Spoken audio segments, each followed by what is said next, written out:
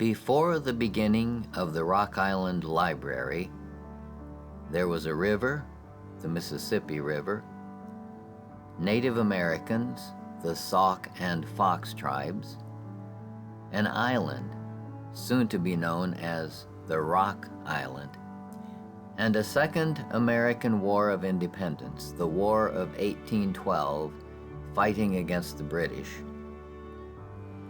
In very many ways, the history of the library and the history of the city of Rock Island and the history of our area unfolded together. So let's start before the beginning. Rock Island was created as the result of a war against the British in 1812 and also against the Sauk Indians who had allied themselves with England. Something had to be done. Someone needed to keep an eye out for those Native Americans who had sided with the British and who also laid claim to the land where the city of Rock Island would soon be built. So the United States Army built a fort here in 1818 and called it Fort Armstrong, after General John Armstrong, who had been the Secretary of War in President James Madison's administration.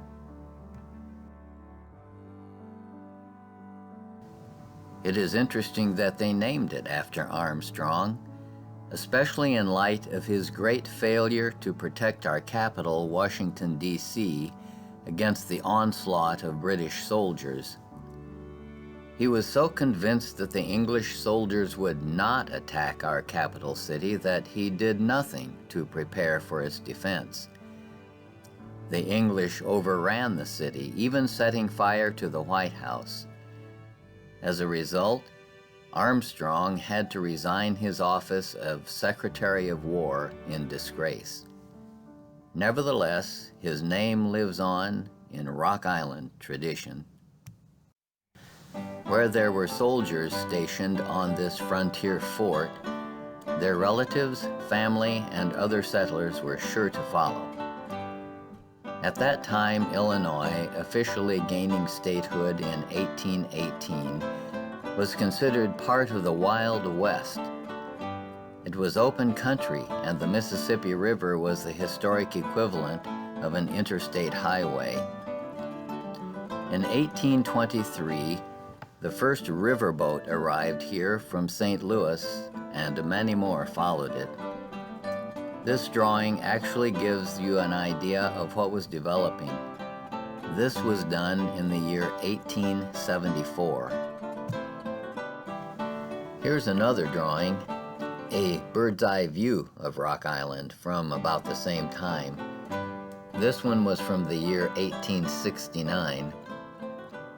But the little settlement that began to form here after 1823 had a hard time deciding upon a name for itself.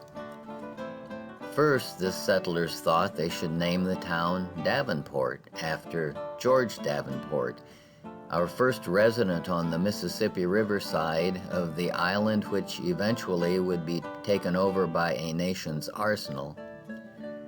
But that was rejected down in Springfield, because a politician named James Stroud had gotten his feelings hurt by some comments that Davenport had made about him during the Black Hawk War. The settlers then thought that Farnhamsburg had a nice ring to it. After all, he had been George Davenport's fur trading buddy. So that's what they called themselves for a little while, Farnhamsburg, but not for long. The debate over the settlement's name went on until the powers that be came to a final decision. They would call it Stevenson. In 1831, the county had been named Rock Island. Stevenson would be the county seat.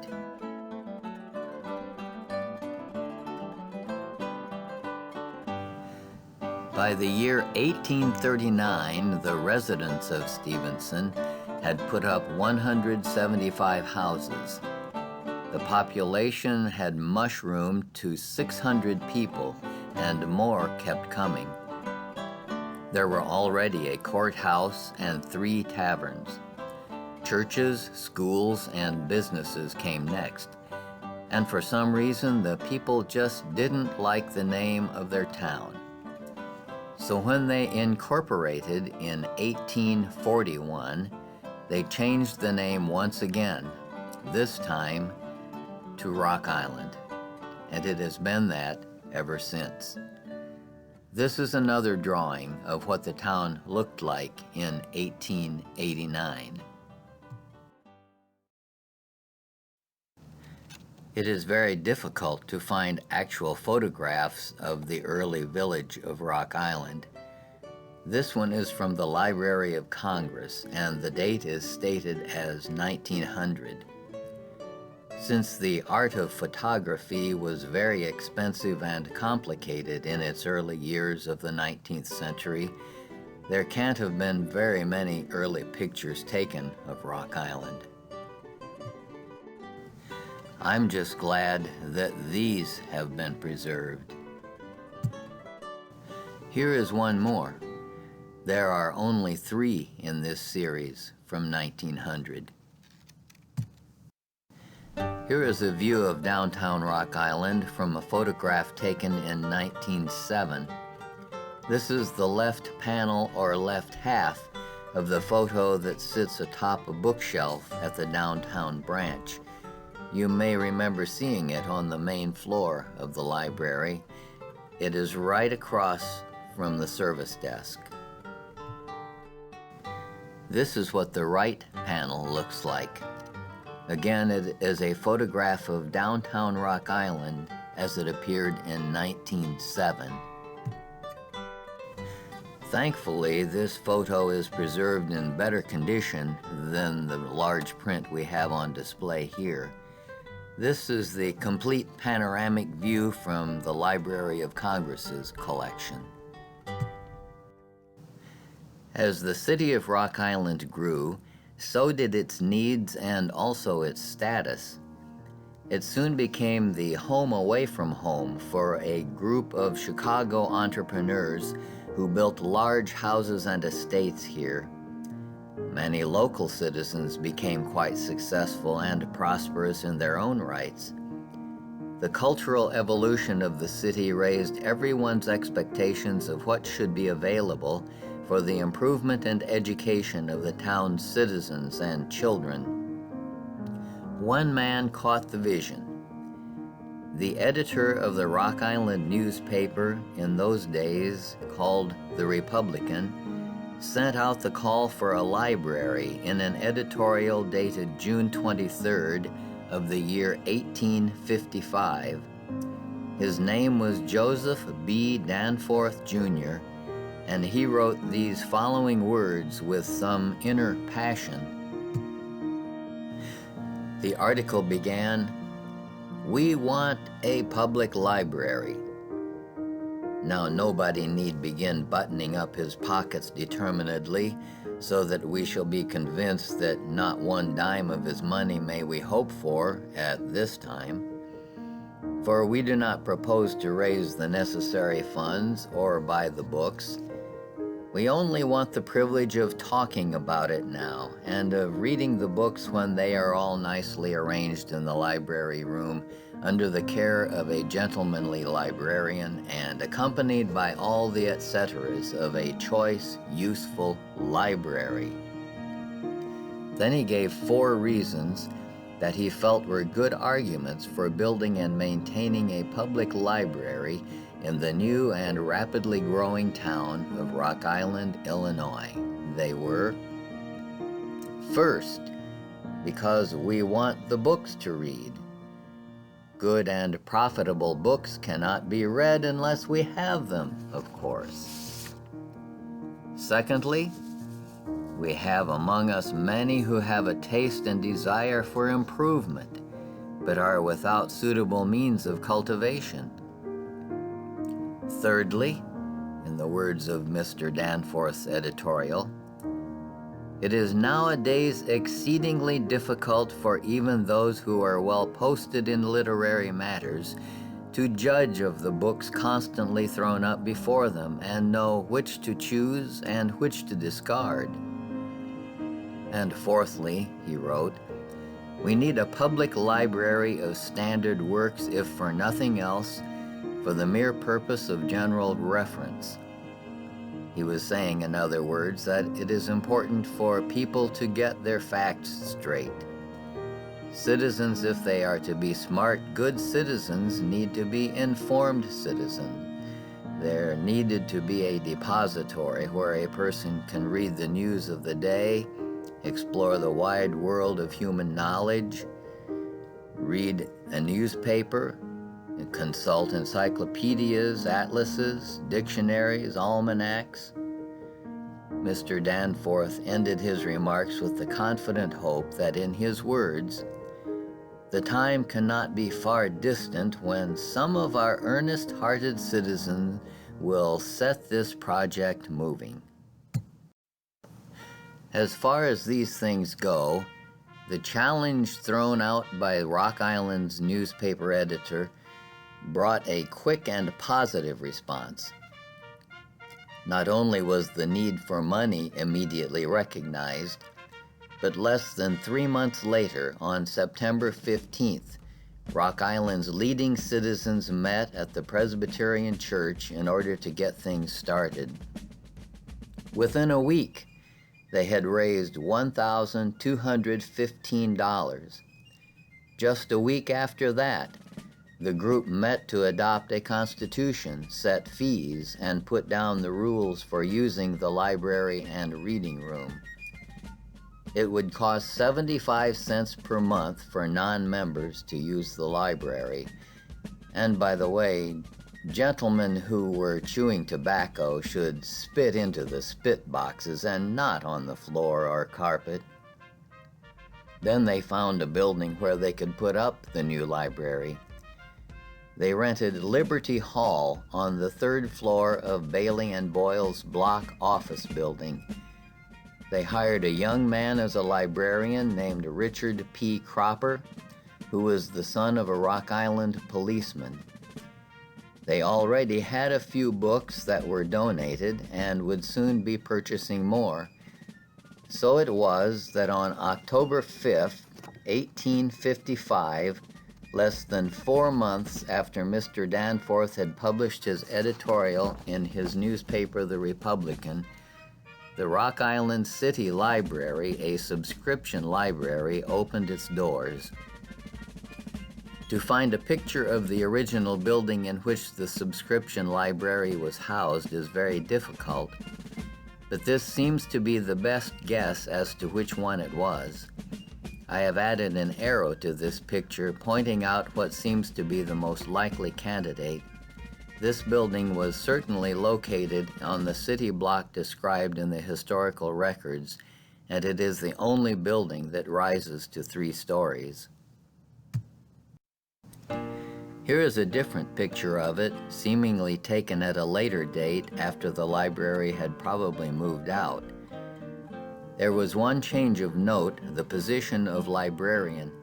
In 1858, Richard Cropper resigned, and Charles Pettifer was hired to manage the library.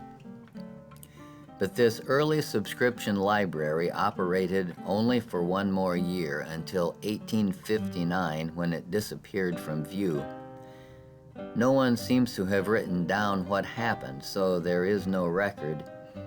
We do know that everything suddenly changed for our growing nation when the northern states went to war against the southern states over the issue of secession and human slavery. The war between the states required a great deal of sacrifice, both in manpower and in economics. It also demanded everyone's attention to such a degree that the demands of our Civil War overshadowed the running of a small, independent library, and the library just faded away. For whatever reason, a library for the citizens of Rock Island was not a priority until the advent of the new year, 1865, which was also the final year of the Civil War. The citizens of Rock Island wanted their library back, so they called a public meeting on January 12, 1865, at the courthouse to reorganize. At that meeting, they worked with a purpose.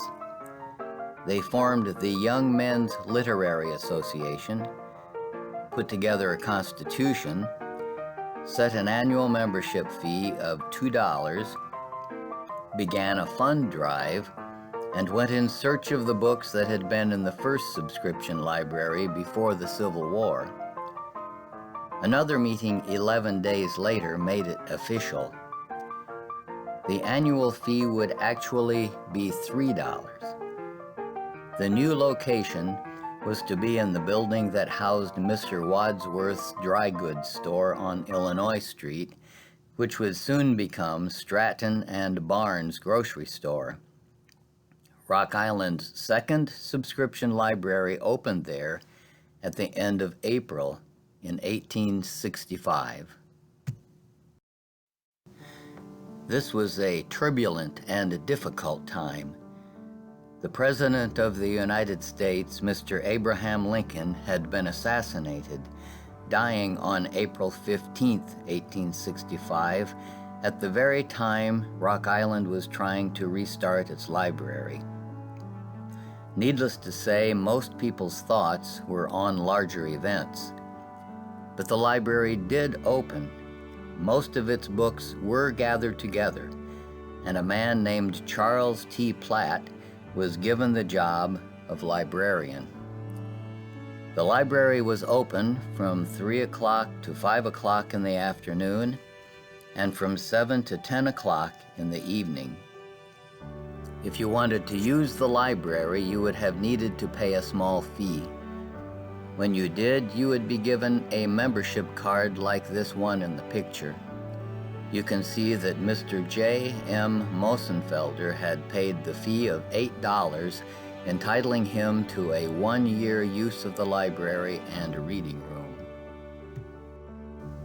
The subscription library was still unsettled, and many changes came about fairly rapidly. In November 1866, slightly more than 1.5 years after its opening, it moved to rooms above the bank, later known as the Mitchell Lind Bank, and later still which became the First National Bank. It was in the same block as the first subscription library, just a door or two down. But change was still the order of the day. 2 years later, Charles Platt gave up his librarianship, and something rather peculiar happened. One might even say completely insane for that time of our history and culture. The Young Men's Literary Association hired a 15-year-old girl to become their librarian. I'm sure the move would have been controversial. People had to be wondering how in the world that was going to work out. This was an advantage to the library, though. She wouldn't have been paid very much, and there was not a lot of money to go around. And if it didn't work out, a quick change could be made. But in a few minutes, we'll see just how well that did work out for the history of our library. Then something happened 3 years later in 1871 that would change everything for the state of Illinois, and since Rock Island is in the state of Illinois, it would change everything for Rock Island's library, too. It seems that in Chicago, Mrs. O'Leary's cow was having a bad day. We don't really know what was on its mind, but for some reason it started to kick. Maybe it was just one kick, or maybe it was a whole bunch of kicks, but one of those kicks landed a square hit on the kerosene lantern that was lighting the barn on the evening of October 8, 1871. It started a fire that would spread throughout the night to consume huge sections of Illinois' largest and growing city of Chicago.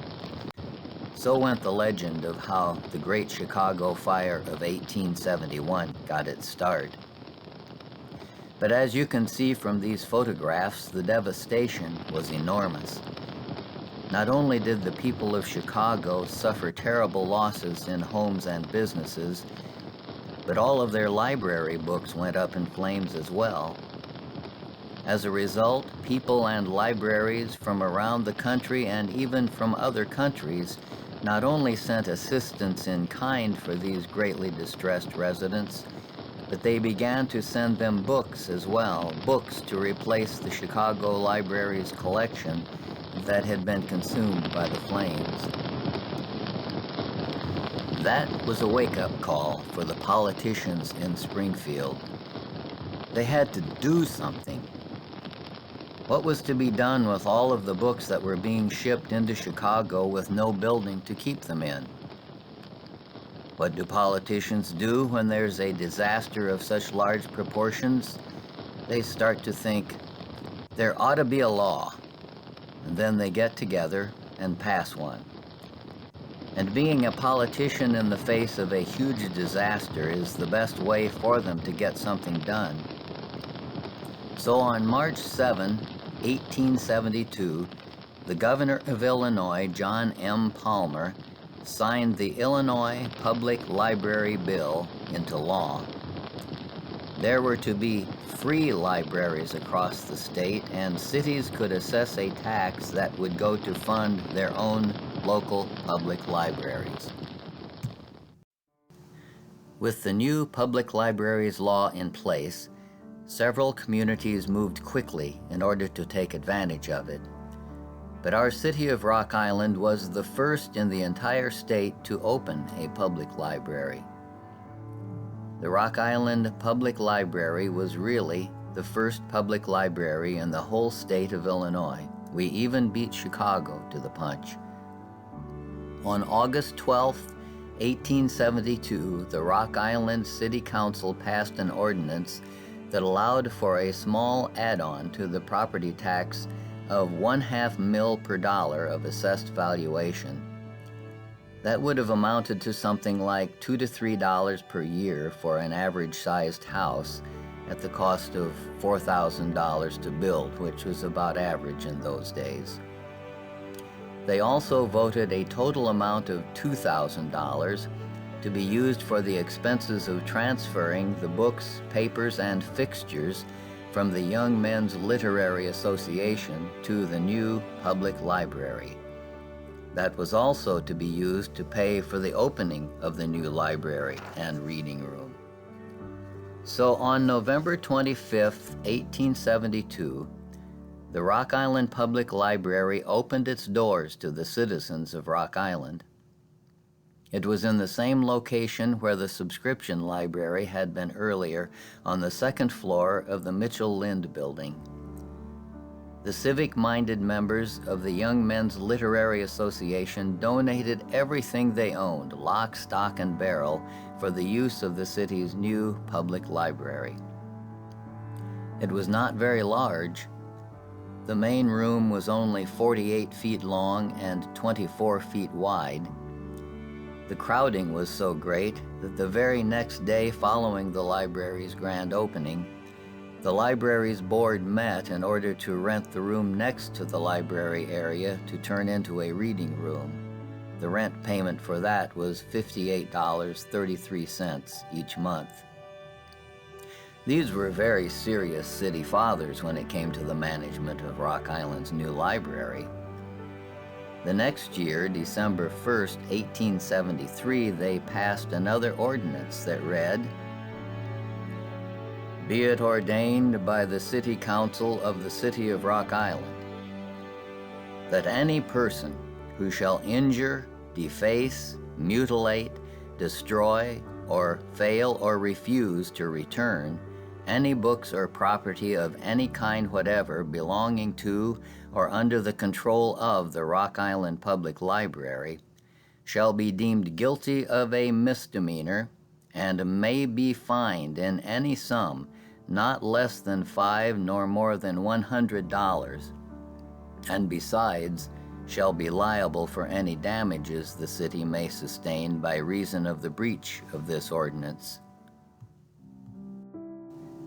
That young librarian, whom the Young Men's Literary Association had hired at the age of 15 to manage their subscription library, came over with the books to become the head librarian of the public library, the first public library in Illinois. Her name was Ellen Gale, and it turned out that she was the perfect choice for the job. By selecting her as their replacement librarian for the old subscription library, the Young Men's Literary Association gave to the city of Rock Island a person whose library career became one of the most remarkable in the history of our nation's public libraries. But she did not come alone. She came with rules. Libraries seem to come with rules for the people who use them, and here are some of the earliest. The library will be open from 9 in the morning till 12 noon, 1 in the afternoon to 5, and 7 to 10 in the evening each weekday. It would also be open Sunday afternoons from 2 to 5. The library is open to all residents of Rock Island over the age of 16 years. Younger patrons could go in only after subscribing a promise to obey the rules, or in any other way that may be satisfactory to the librarian. Reference books and periodicals could not be taken out of the library. No person except the librarian shall take books from the shelves. Only one book at a time could be checked out. Families were limited to 3 books checked out at any one time. The length of checkout was limited to 14 days maximum and could not be loaned to anyone other than a member of the immediate family. Books could only be renewed once unless the president of the library board designated otherwise. The fine for over 2 books was 2 cents per day. Patrons could not check out any more books if they had unpaid fines or hadn't paid for damaged books. Patrons were to demean themselves quietly, no loud talking or other offensive conduct. Questionable patrons would not be admitted unless a well-known citizen vouched for them in writing with the signature. Such suspicious people included military personnel from the Rock Island Arsenal, students at Augustana College, and recent arrivals in town. As library director, Miss Ellen Gale nearly became synonymous with the library itself. The citizens of Rock Island could not think of one without the other also coming to mind. She and the library just grew together.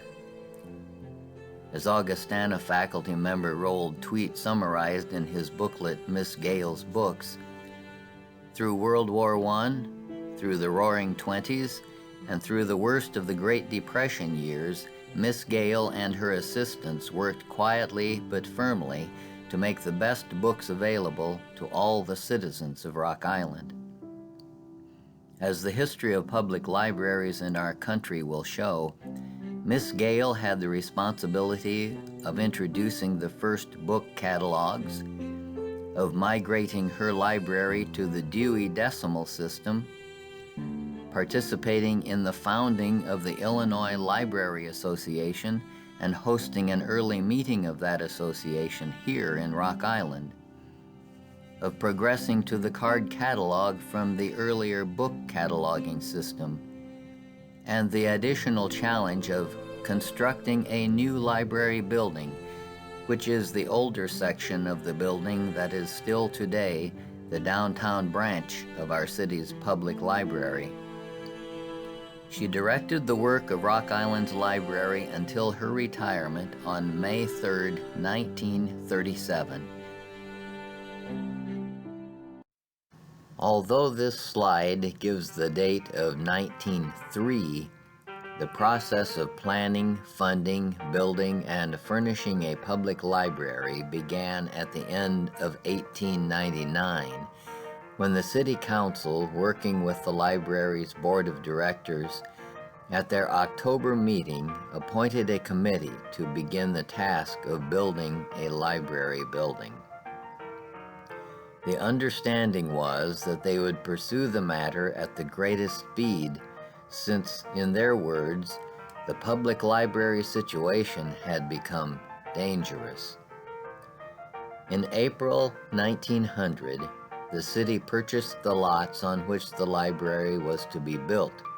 They paid $8,500.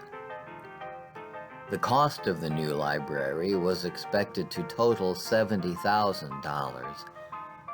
To make a long story a bit shorter, Frederick Weyerhaeuser, a Rock Island businessman and founder of the Weyerhaeuser Lumber Company, offered to loan the city $50,000 at 5% interest. He pledged to donate another $10,000 after the building was completed to help defray the costs of furniture, bookshelves, and the purchase of as many books as the balance would permit. Now things were moving quickly. On December 4, 1900, the city cleared the way for the library to be built. They laid down the rules. The architectural firms would have to compete by submitting their best plans with no cost overruns. The maximum cost could be no more than $60,000. There would be 3 prizes given according to how each firm placed. Third place would receive $100. Second place, $150. The winning architects would get 3% commission on the cost of the building up to a maximum of $1,800. On January 11, 1901, less than a month after giving the go-ahead, the City Council declared the winner to be Drack and Kearns with a bid of exactly $60,000. By the time extra expenses had been added by the construction company, the grand total would turn out to be $70,000.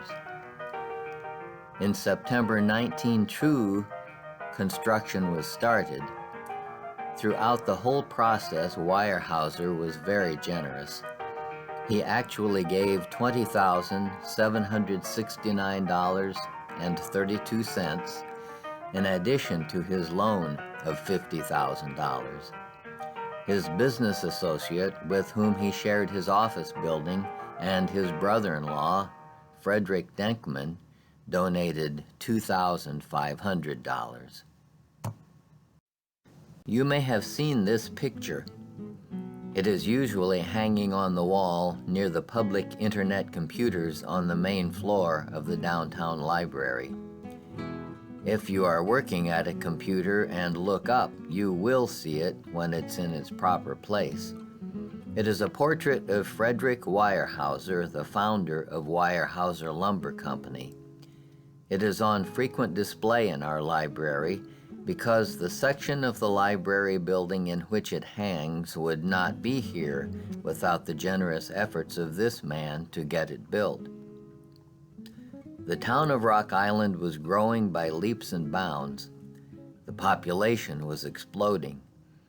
By the turn of the century, from the 1800s to the 1900s, the town had grown from nearly no one in it to a city of 19,492, according to the 1900 census. Another way of putting it is that when the 2-room public library was opened in 1872, there were right at 8,000 citizens in Rock Island. By 1900, it had multiplied 2.5 times. Those 2 rooms seemed to be getting smaller and smaller and smaller. Weyerhaeuser and Denkman's offices were in this building. Frederick Denkman was noted for his significance to Augustana College in our town in building their first library in 1911, now called Denkman Hall. The new public library made its grand opening on December 15, 1903. The members of the library's board of directors, the Rock Island City Council, Ellen Gale, the directing librarian, and her two assistants were on hand to welcome the community at the opening reception. The main floor was decorated with flowers and palms. Since we have no photos or representations of that original reception, we must imagine the decorations tastefully arranged in front of the circulation desk from the photo that you see. This is a photo of the original reading room for the library. It must have been breathtaking for everyone involved to have moved from a library of 2 cramped rooms into this spacious and, for its time, elaborate building. The children's area was on the 2nd floor, where the community room is currently located. Not only is this a photo of the original reading area, but also of an original boy as he looked in 1905. Children were to be seen and not heard in 1905. The children's reading area was very small, and children had been discouraged from spending much time there. It was too disruptive to the adults if they should make any noise, cry, or scurry about. That would gradually change over time as our library's children's services would continuously expand. This is an actual library card from that time. Then, as now, the library card was a person's ticket to discover the world. As you can see at the bottom of the card, you absolutely did not want to lose it. And here is a call slip for requesting materials from the librarian. In those early days, there was no such thing as browsing the stacks for books. The patrons were not allowed to access the library books without the librarian's permission. The slip required that your name and library card number be entered. Then you would designate the titles of the books you wanted to read or check out.